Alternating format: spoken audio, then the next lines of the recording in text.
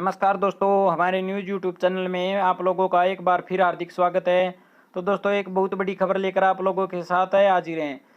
इन सरकारी कर्मचारियों को राहत पेंशनियों में बदलाव से होगा लाभ। तो दोस्तों, सरकार के 2009 के एक आदेश ने उन सरकारी कर्मचारियों को इस तरह का मुआवजा नहीं दिया था, जो कार्मिक मंत्रालय द्वारा जारी एक बयान के अनुसार 1 जनवरी 2004 को या उसके बाद नियुक्त किए गए थे और राष्ट्रीय पेंशन प्रणाली के तहत कवर किए गए थे। तो दोस्तों, आप लोगों से रिक्वेस्ट है, अगर आप हमारे चैनल पर फर्स्ट टाइम विजिट कर रहे हैं तो चैनल को सब्सक्राइब कर दीजिए और साथ ही साथ बेल आइकन को भी बजा दीजिए, ताकि गवर्नमेंट न्यूज से संबंधित नोटिफिकेशन आप लोगों के पास तुरंत पहुंच सके। तो चलो दोस्तों, वीडियो को स्टार्ट करते हैं बिना किसी देरी के। वर्ष 2021 में केंद्र सरकार के कर्मचारियों और पेंशनरों के लिए बत्तों से भरी सौगात लाने की संभावना है। हाँ तो दोस्तों, नए आदेश के तहत पेंशन के नियमों में संशोधन किया गया है, जिसका देश के लाखों कर्मचारियों को लाभ होगा।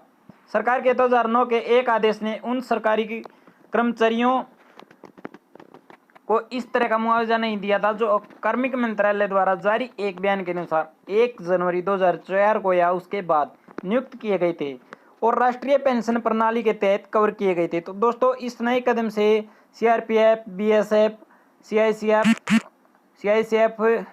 सीआईसीएफ आदि के केंद्रीय सशस्त्र पुलिस बल के जवानों को बड़ी राहत मिलेगी, क्योंकि कर्तव्यों के प्रदर्शन में विकलांगता आमतौर पर उनके मामले में बताई जाती है। तो दोस्तों, केंद्रीय सिविल सेवा नियमों के तहत विकलांगता लाभ के लिए पहले के प्रावधान ने उन कर्मचारियों को मुआवजा नहीं दिया था, जो जनवरी 1, 2004 को नियुक्त हुए थे और राष्ट्रीय पेंशन प्रणाली के तहत कवर किए गए थे। तो दोस्तों, 7वीं सीपीएस के तहत केंद्र सरकार ने कथित तौर पर अपने सभी कर्मचारियों को विकलांगता मुआवजा देने का फैसला किया है, और जो लोग ड्यूटी की लाइन में अक्षम हो जाते हैं लेकिन फिर भी सेवा में बने रहते हैं, वे योजना का लाभ पाने के पात्र होंगे। तो दोस्तों, जनवरी से केंद्रीय रिजर्व पुलिस बल सीआरपीएफ, केंद्रीय औद्योगिक सुरक्षा बल सीआईएसएफ, सीमा सुरक्षा बल सहित युवा के केंद्रीय सशस्त्र पुलिस बल सीएपीएफ के जवानों को बड़ी राहत मिलेगी। केंद्र सरकार ने कर्मचारियों को नए साल में एक बड़ी राहत दी है। कार्मिक मंत्रालयों में पेंशन विभाग द्वारा नया आदेश जारी किया जाने के बाद अब एनपीएस के तहत आने वाले सभी कर्मचारियों को असाधारण पेंशन के नियम के तहत लाभ मिलेगा।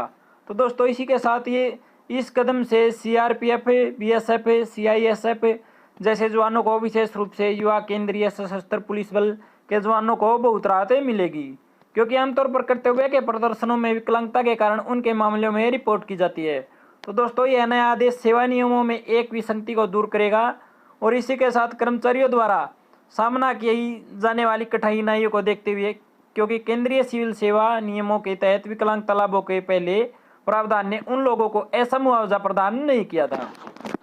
तो इसी के साथ दोस्तों, सरकारी कर्मचारी जिन्हें 1 जनवरी 2004 को या उनके बाद नियुक्त किया गया था और राष्ट्रीय पेंशन प्रणाली के तहत कवर किया गया था, तो हालांकि कार्मिक मंत्रालय में पेंशन विभाग द्वारा जारी किए गए नए आदेश के साथ एनपीएस के तहत आने वाले कर्मचारियों को भी असाधारण पेंशन के नियम के तहत लाभ मिलेगा।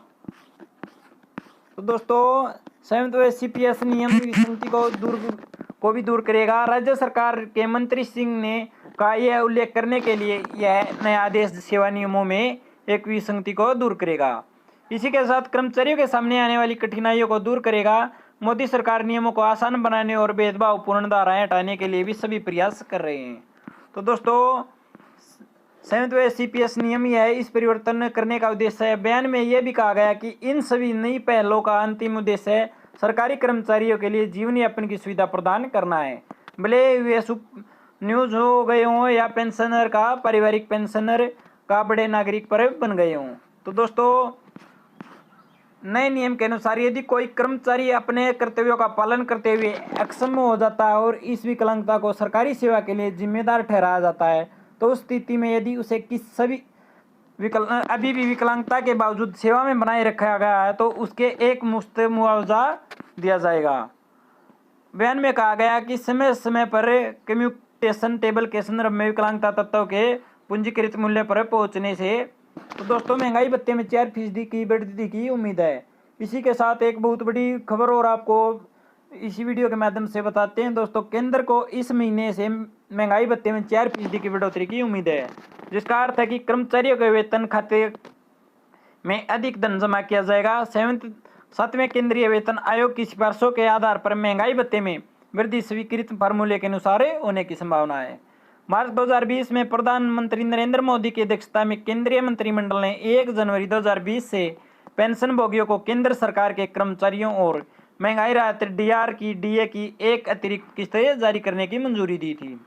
इसी के साथ वित्त मंत्रालय ने तब सूचित किया था कि मूल्य वृद्धि की भरपाई के लिए बेसिक पे पेंशन की 17% की मौजूदा दर पर 4% की बढ़ोतरी होगी। तो दोस्तों इसी के साथ डी और डीआर में बढ़ोतरी का मूल्य वित्तीय वर्ष 2020-21 में क्रमशः 12,510 करोड़ रुपए और 14,595 करोड़ रुपए होगा।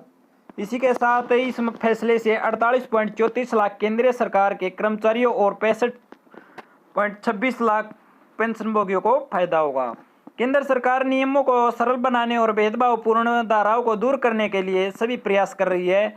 इन सभी नई पहलों का अंतिम उद्देश्य सरकारी कर्मचारियों के लिए जीवन यापन करने में आसानी प्रदान करना है, भले ही वे पेंशन भोगी हों या पारिवारिक पेंशन भोगी हों या बड़े नागरिक बन गए हों। तो दोस्तों अटल पेंशन योजना सुरक्षित भविष्य के लाभ प्रदान करती पेंशन योजना। अटल पेंशन योजना का संचालन पेंशन फंड नियामक और विकास प्राधिकरण द्वारा किया जाता है। तो दोस्तों इस योजना के तहत आप हर महीने 1,000 रुपये से 5,000 रुपये की पेंशन प्राप्त कर सकते हैं। इस योजना का प्रीमियम इस बात पर निर्भर करता है कि सेवानिवृत्त के समय आपको कितनी पेंशन की आवश्यकता है और योजना में शामिल होने के समय आपकी आयु कितनी है। इसी के साथ इस योजना के सदस्य अपना प्रीमियम मासिक, तिमाही या 6 महीने में जमा कर सकते हैं। अगर आप 18 साल की उम्र में इसी योजना में शामिल होते हैं तो दोस्तों आपको 60 साल की उम्र में 1,000 रुपये प्रति माह पेंशन के लिए 42 रुपये का योगदान करना होगा। साथ ही 5,000 रुपये प्रति माह की पेंशन पाने के लिए आपको 60 साल पूरे होने तक हर महीने केवल 210 रुपये जमा करने होंगे। इसी के साथ दोस्तों अगर आपकी उम्र 40 साल है तो आपको 1,000 रुपये की पेंशन के लिए 291 रुपये हर महीने, 5,000 रुपये की पेंशन के लिए 1,454 रुपये जमा करने होंगे। वित्त वर्ष 2020-21 में 52 लाख से अधिक और शेयरधारक अटल पेंशन योजना से जुड़े हैं। इससे दिसंबर के अंत तक इस सामाजिक सुरक्षा योजना से जुड़े लोगों की संख्या बढ़कर 2.75 करोड़ हो गई है। अटल पेंशन योजना सरकार की गारंटीकृत पेंशन है। इसके तहत 60 साल की उम्र से शेयरधारकों को 3 लाभ दिए जाते हैं। इस योजना के तहत अंशधारकों को पेंशन की गारंटी दी जाती है। तो दोस्तों शेयरधारक की मृत्यु के बाद पत्नी या पति को समान पेंशन की गारंटी दी जाती है। साथ ही संचित राशि को नामित को लौटाने का भी प्रावधान है। तो दोस्तों आज की वीडियो में इतना ही। जय हिंद, जय भारत।